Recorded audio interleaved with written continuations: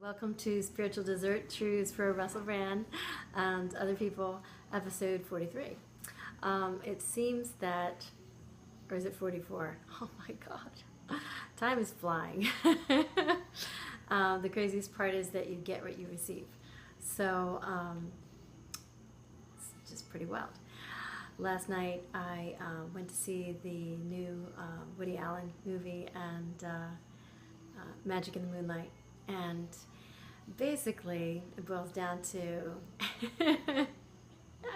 fall in love with your enemy. There are no enemies. We're all one, and yeah, that's pretty much the easiest way. Just fall in love. A wild thing happened. I came back, and there was this post of someone who said that they're hashtagging that they're losing faith in humanity, and they were accosted by a homeless person. A bunch of things went wrong, and they just started to feel down, disheartened. The wild thing about it was that I didn't know this, but you, Rusty, had posted Gandhi's quote, and the quote pretty much ran like this. Let's find it. That you must not lose faith in humanity. Humanity is an ocean. If a few drops of the ocean are dirty, the ocean does not become dirty. So yeah, that's pretty much how it is. You must not lose faith and hope in humanity. So I went on to write. I'm not looking at the midsection. I'll look at my computer. Yeah, this coordination thing, it's rough. So yes, like that exact quote.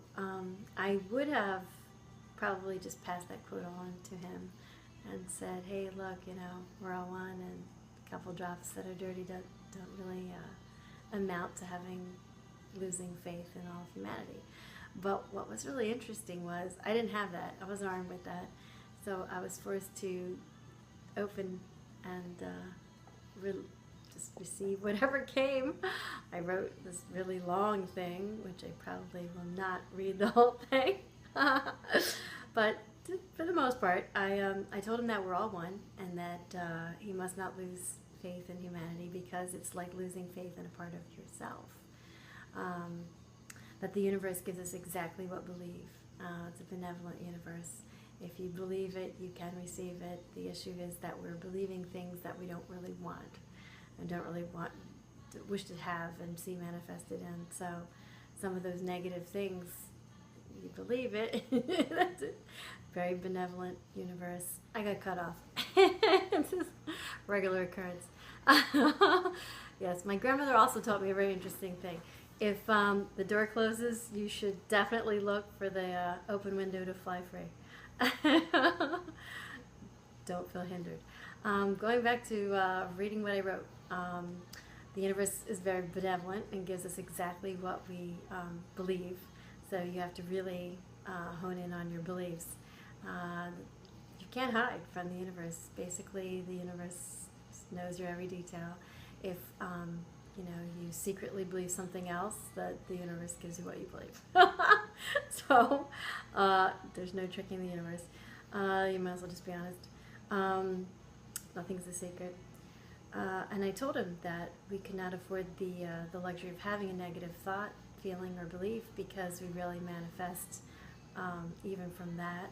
It will prove your belief correct, and that's sort of the way that the magic works. It's pretty simple. You can believe it so. Once we truly believe that we have heaven on earth, we shall receive the proof. All things that can be manifested have always been present. It already exists. But as in the books The Untethered Soul and The Afterlife of Billy Fingers, and even in biocentrism, it requires our consciousness, our perception. It's like things are floating around waiting to happen. And you have the magic, you have the belief. And then the universe proves you right. It shows you that your belief is correct to you. What's really interesting is that all of these beliefs are going on at the same time with everybody, and how they feel and what they believe. That is why it's so important, I guess, the shaping of the masses from negative beliefs will change the occurrences. So if we want something really positive to occur, the more people that, of course, put their willpower into it, the easier it can be to bring it forth. Humanity is so close. All we need to do is believe what we truly desire and stop believing in what we don't desire. Yeah, we merely need to believe that it is so already, and then the universe conspires to make this happen. It folds over on itself. This is creation. This is that dodecahedron and the flower of life. It's so simplistic. It's practical. What is its everyday application is what my question was. That's why they said that you should draw it. It's interesting. When you do, you can see that you have a point. You start at some point on the circle. And at that point, it is the place at which you wish to be psychologically present in for what you wish to experience. And then it's going to produce the full circle to bring you to it. It sounds kind of wild and abstract, but the tangential circle that comes next will encompass some of your belief and then multiply it, thereby continuing to multiply your belief with more and more of these circles until it is in existence. Such is creation. That's the same thing with the first cells of life. It's pretty simple in a way that it's the building blocks of everything, and it's so obvious and yet so hidden that it's missed. It's all over nature. But again, what is its practical application in everyday life? So I asked the universe, what is that practical application of sacred geometries and Fibonacci numbers and the giant spiral? And why am I so comforted to see them? And how does it apply?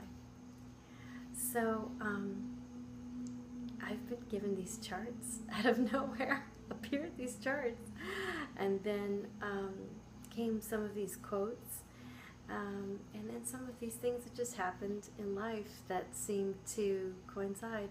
More and more there are synchronicities of things lining up, things people say, just constant signs. So I guess pay attention and keep aware of your signs. So yeah, if we can change the beliefs of the masses, the entire shift comes into fruition within these circles quite rapidly. We don't need to convince each soul in order to reach a paradise here on the earth. But changing the beliefs of the strongest willed spirits, it still comes into fruition. You can look at the tiny little 1%, how they believe that they were in power, and they pushed that into the belief of the masses and made it so. Unfortunately, like Hitler, they went so far as to put the jug fluoride into the water supply so that the general population would not be able to use their divine minds properly in order to retaliate or to create something new. See the movie The Giver. I really thought that was quite interesting. It just also came out, and you'll be able to understand in some ways that we're a lot like them. And the answer is for at least one of us to break free, to see the truth so that we can all get there. Yeah, Rusty, you're doing a good job. Yes, we've always existed, but our consciousness has brought it so. We need only really to spread one concept, and that is to believe and then receive. Your belief is very important. So I thought, yeah, we could possibly get the fluoride out of the water so that our antennas would work better. But think, even now, the antennas are working just fine, even blocked. They are manifesting what you believe. It's just that you've been believing what's on the news. Back to biocentrism. Belief is all that's required. The universe conspires to make it happen.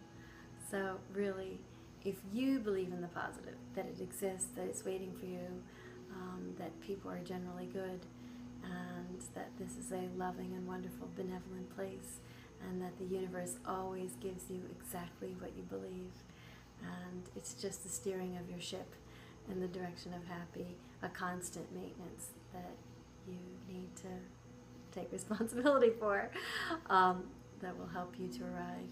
And in your shaping, in your beliefs, you literally change the universe. You literally change all that's around you.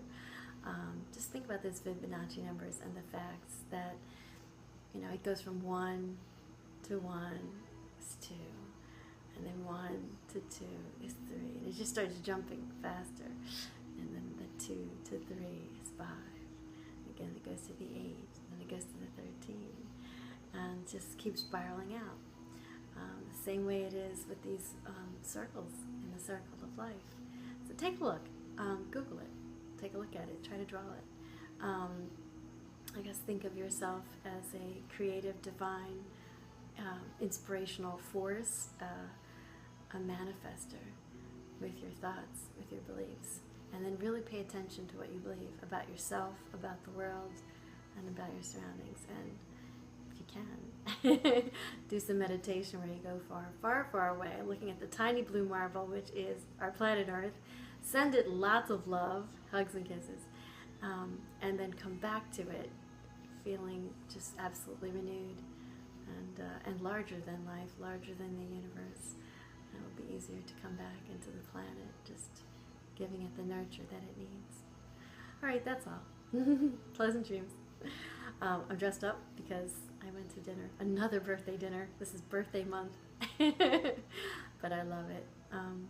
It's kind of tough though. It's a real challenge because I'm mostly vegetarian, so that's a real it's a real dance. I'm sure people at the restaurant just absolutely love me. Well, they love me in California. It's easier to eat, but yeah, there's a few places that are really, really wonderful, outstanding, and I love you, and it's so great. So I love you all. Pleasant dreams.